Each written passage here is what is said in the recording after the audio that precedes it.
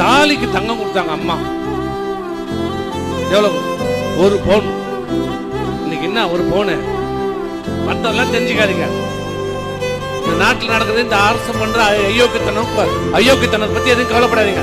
தாலி தங்கம் மட்டும் 65,000 ரூபாய் வைக்கிறது தெரியுது இல்ல? வாங்க முடியுமா உங்களால?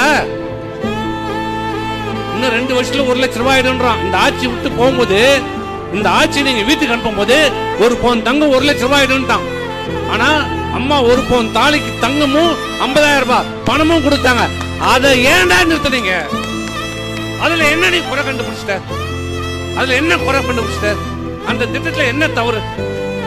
அதுல என்ன தவறு கண்டுபிடிச்சு சொல்லு. அம்மா கொண்டாந்தாங்க ஒரே காரணம், அது பெண்களுக்கு போய் சேருது. அதனால இந்த பெண்கள் ஓட்டெல்லாம் அம்மாவுக்கு போகுது, அண்ணா திமுக போகுது. அதை நிறுத்து.